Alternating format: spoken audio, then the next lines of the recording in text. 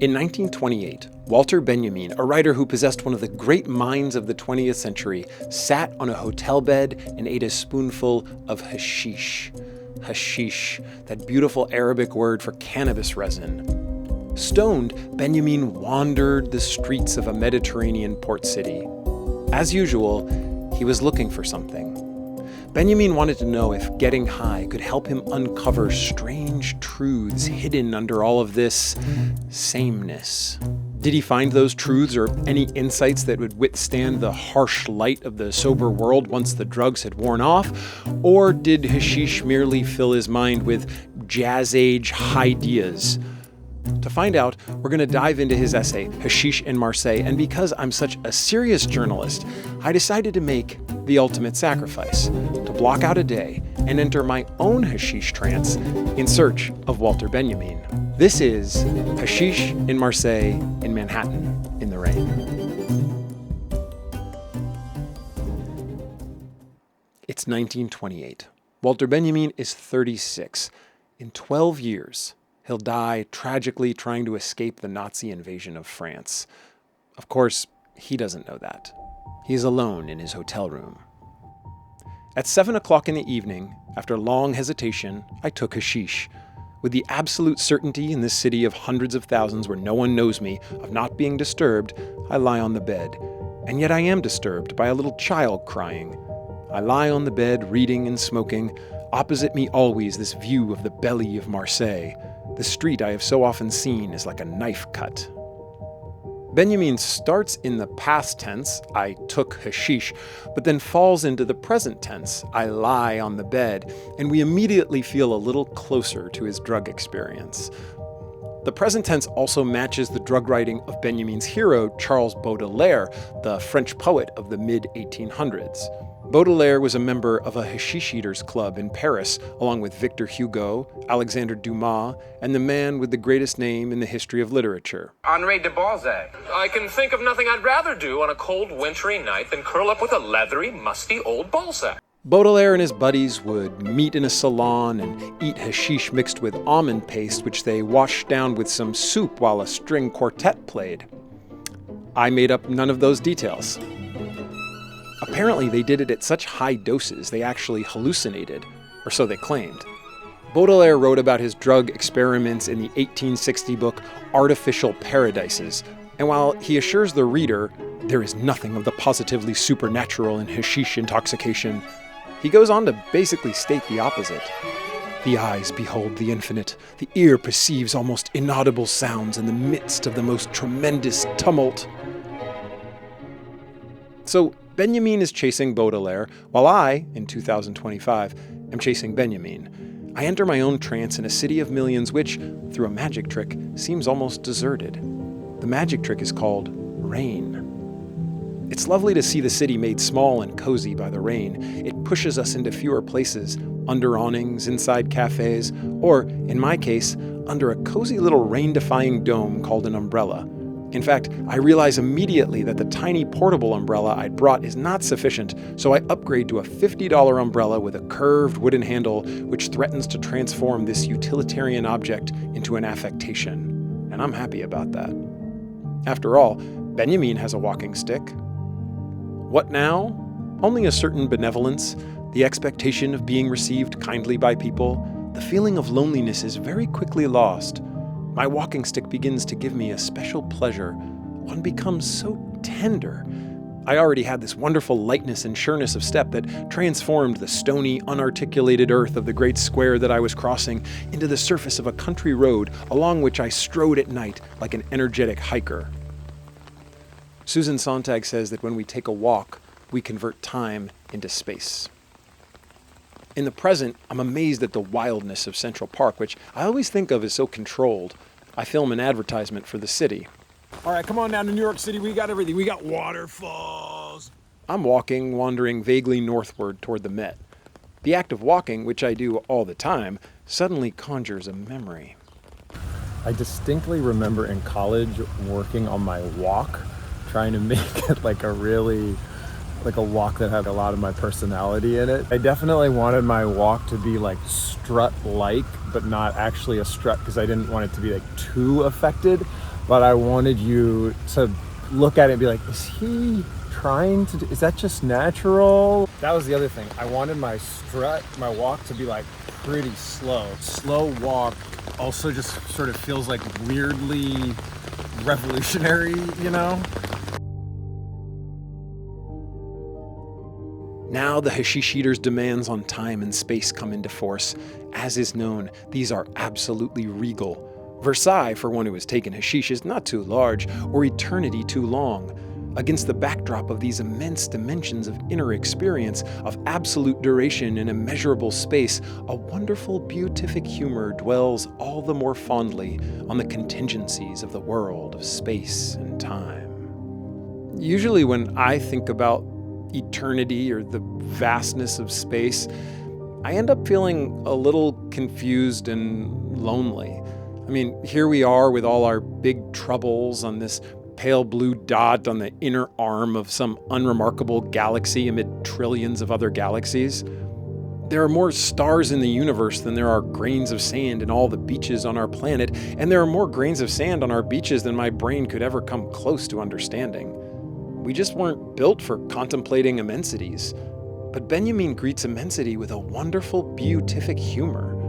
And just as I think Benjamin is reaching his lofty heights and about to get to something deep, he says, I feel this humor infinitely when I am told at the restaurant Basso that the hot kitchen has just been closed while I have just sat down to feast into eternity.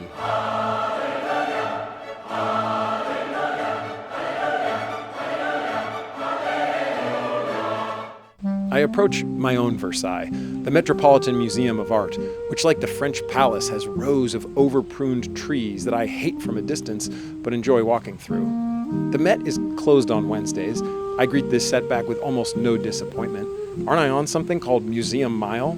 So I make for the Guggenheim, which I've never been to before. The museum is a corkscrew, and I correctly infer that it would be more enjoyable to take the stairs to the top and then wander down the curving ramp as I look at the art. At first this is daunting, partly because the rail is too low and what if I tumble over and die? Also, they put similar art in the same place on different levels, and the first time I see this, it's disorienting, like a glitch in the Matrix. When I walk by this piece of art that must be the same piece of art on multiple floors, either that or I'm like spinning around in this thing and it's not actually a corkscrew like I thought, and I'm somehow I'm trapped. Another problem. The art is too cerebral. I feel no emotional connection to it. It all feels too purposeful. Like, of course this sculpture looks the way it does. The artist wanted it to. Art suddenly seems much less mysterious and interesting compared to the people looking at the art. I'm sure I'm inspired by Benjamin. He makes his way to a cafe bar. In that little harbor bar, the hashish then began to exert its canonical magic with a primitive sharpness that I had scarcely felt until then, for it made me into a physiognomist, or at least a contemplator of physiognomies. Physiognomy is face reading. It's when you try to infer someone's character from their facial features. The Greeks were really into it, and then it was revived in popularity during the 1800s. As a science, it's awful and has been used for racist purposes. As a little game you can play in your mind, it's pretty sweet. I underwent something unique in my experience. I positively fixed my gaze on the faces that I had around me, which were, in part, of remarkable coarseness or ugliness. Faces that I would normally have avoided for a twofold reason. I should neither have wished to attract their gaze nor endured their brutality. I now suddenly understood how, to a painter, had it not happened to Rembrandt and many others, ugliness could appear as the true reservoir of beauty, better than any treasure cask, a jagged mountain with all the inner gold of beauty gleaming from the wrinkles, glances, features. It was above all men's faces that had begun to interest me.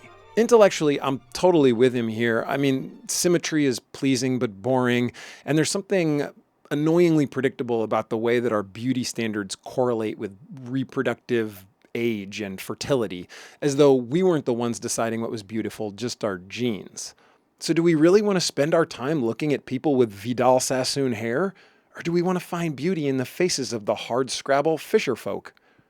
As Nathan Fielder says, women make up some of the prettiest humans in the world. So if ugliness is the true reservoir of beauty, then we must not stare at the women.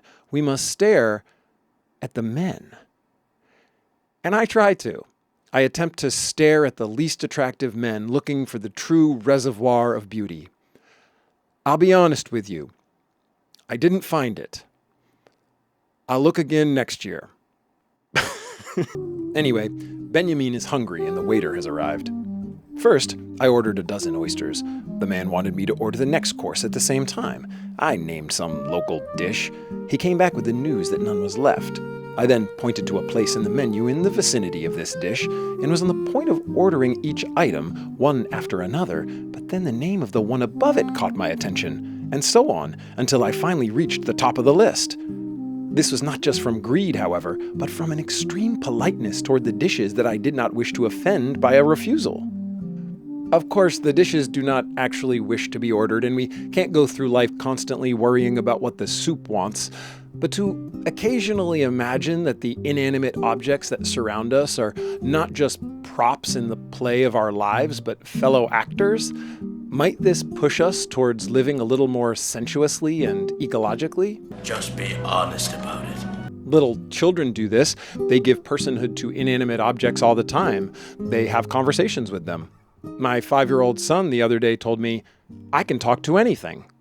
I believe we smoke weed in an attempt to mimic the way our minds worked when we were children and the world had more magic in it. For me, in the museum, the faces of the tourists are now too intense. The art is too artsy. Luckily, I fall in love with the water fountains. They are golden and wide, but it's only when I approach one that I'm transfixed. As I lean down to drink, a blob appears. It's the shape of my face, but larger. But as I lean lower, it sharpens, and suddenly my face is brought into focus, larger than it really is, glimmering in the gold and speckled with water droplets. I feel like Narcissus looking at his reflection in a pool of water, or Eve in Milton's Paradise Lost. I imagined little cavemen children looking at themselves for the first time in a dirty puddle. I'm thrilled to discover that there is one of these gorgeous fountains at each level of the museum, so as I do my orbit, I return to a new fountain. New but the same. The drinking fountains step seamlessly into their role as my sidekick, and when I greet a new one, I mumble a few words of affection in this voice. That naughty old elf must be one mean bastard to give us this so early. Of course, it's not just the water fountains that keep me from being alone. I am with myself. As Benjamin says, under these circumstances, there was no question of loneliness. Was I my own company? Surely not so undisguisedly. I doubt whether that would have made me so happy. More likely this. I became my own most skillful, fond, shameless procurer, gratifying myself with the ambiguous assurance of one who knows from profound study the wishes of his employer. I love some solitary time, me and my thoughts unplugged from the digital drip feed. When I'm alone and not attached to my phone, I sometimes shrug free from the social conventions and allow myself to talk to myself. I like to treat my ideas and thoughts as though they were coming from someone else, and I try to treat that other person with the warmth and affection that I would treat a loved one. You can flirt with a water fountain, sure, but you can also flirt with yourself in your mind. But for Benjamin, this is not enough. No, this new version of himself that he creates isn't just his counterpart, but actually works for the original. He becomes his own assistant, procuring the perfect thoughts and sensory experiences for his employer, who is also him. Yeah, when your ideas are being served up to your mind as if on a silver tray, loneliness is out of the question. In fact, the opposite, he wouldn't be able to be this tuned in to his own thoughts if he were with someone else. In the museum, I don't have that feeling, but suddenly the art is hitting me. It's damn good. But I'm also distracted by the fact that I'm trying to vlog this, which kind of sucks. I'm trying to be some city-wandering flaneur, but nothing has less flaneur energy than holding out your phone to film yourself so you'll have good B-roll for your nascent YouTube channel. As Benjamin says, from century to century, things grow more estranged. One of the reasons that I love reading Benjamin is that his words seem so prescient. His own alienation with the industrializing world mirrors my estrangement from our digital world. Yes, there's still so much to celebrate, the world is still so tactile, but it feels like we're on this conveyor belt, and the future will be bigger, stronger, and more estranged. To begin to solve the riddle of the ecstasy of being high, one ought to meditate on Ariadne's thread. Ariadne's thread comes from the Greek myth where the hero Theseus tracks down the murderous Minotaur in the center of the labyrinth and kills him. Beforehand, Ariadne gave her lover Theseus a ball of thread that he could unwind as he explores the labyrinth so that he'll be able to find his way out again. What joy in the mere act of unrolling a ball of thread. And this joy is very deeply related to the joy of trance as to that of creation. We go forward, but in so doing, we not only discover the twists and turns of the cave, but also enjoy this pleasure of discovery against the background of the other, rhythmical bliss of unwinding the thread. The certainty of unrolling an artfully wound thread, is that not the joy of all productivity, at least in prose? At first I found this pretty confusing, but I think I get it now. If the Minotaur in the center of the labyrinth is the truth, then Benjamin is saying that the joy of productivity is not just in finding the truth, but also the tactile experience, the rhythmical bliss of unwinding the thread. He's saying that that joy is the joy of productivity, work, and especially of writing. I can't help but think this is an excellent refutation of the use of AI as a creative helper, which I have done in the past. So I'm saying this not just for you, but for me, because AI can show you where the Minotaur is in the labyrinth, but it cannot mimic that sensory experience, the rhythmical bliss of unwinding the thread, which is slow and ancient.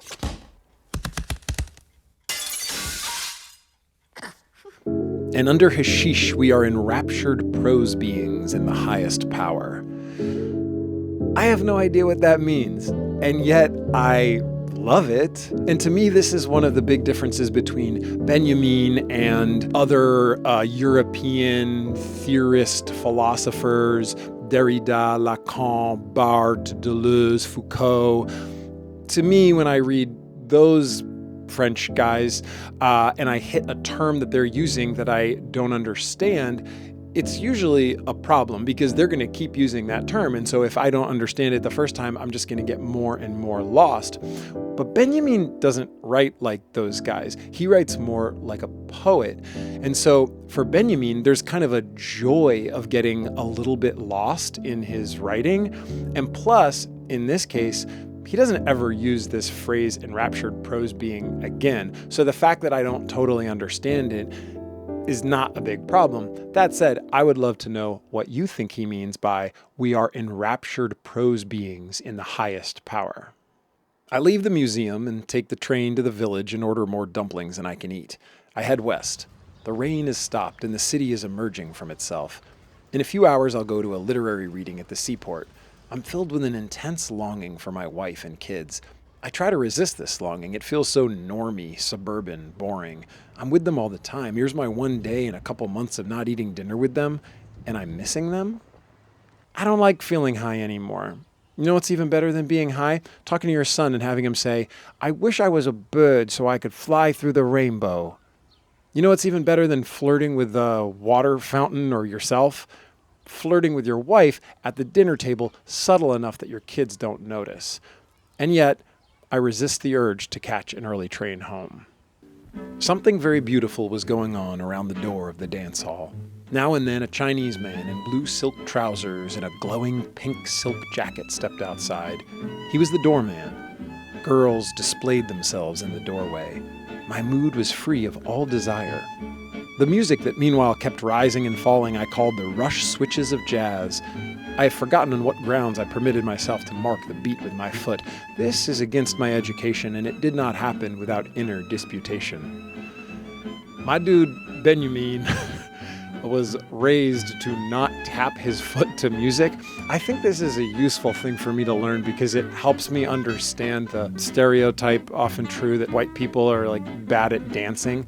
It's because our great-great-grandparents told their kids not to tap their feet to music. This is unbelievable. Now watch. Now watch. Yeah. Thank God cannabis can loosen Benjamin's foot a little bit. So I go to the seaport, to the book launch of Lincoln Michel's Metallic Realms. In the audience, I recognize two of my favorite literary people, neither of whom I've ever met. That's Brandon Taylor, the novelist and critic, and that's Aaron Summers, co-host of my all-time favorite literary podcast, Mr. Difficult. The reading is great, and I get up enough courage to approach Brandon and Aaron afterwards. I'm not really high by this point, by the way, and they are nice enough to chat with me for a bit. They're both really smart and really funny. At one point, Lincoln's literary agent comes over with some William Morris assistants in tow, and she goes around the little circle introducing everyone, and she says, "This is Aaron, this is Brandon, and this is Blake, who we just met." And I feel for a moment like I'm part of the literary world that I've been dreaming of, and I didn't even need to get my book published. I just had to go to a book reading and then chat afterwards. I also ask Lincoln Michel if he wants to be interviewed for a sci-fi video that I'm working on, and he says sure, so that's coming. The intoxication subsided when I crossed the Canebière and at last turned the corner to have a final ice cream at the little cafe. I too get a chocolate milkshake at Grand Central for the train ride home. The milkshake is cold, and I'm dreaming of warm arms. It was not far from the first cafe of the evening, in which, suddenly, the amorous joy dispensed by the contemplation of some fringes blowing in the wind had convinced me that the hashish had begun its work. And when I recall this state, I would like to believe that hashish possesses the power to persuade nature to repeat the great squandering of our own existence that we enjoy when we're in love. For if, when we first love, our existence runs through nature's fingers like golden coins that she cannot hold and must squander so that they can purchase new being, new birth, she now throws us, without hoping or expecting anything, in ample handfuls toward existence. In the end, Benjamin rises to the lofty, poetic, and complex, and I'm tempted to try to disentangle his grammar and unpack his metaphor. What do the coins and fingers represent? But if nothing else, Benjamin has taught me that I don't need to untie every knot. I can close my eyes and feel the thread in my fingers. In my ears are the rush switches of jazz and his words, "Nature throws us in ample handfuls toward existence." And so we are way up here below the fray.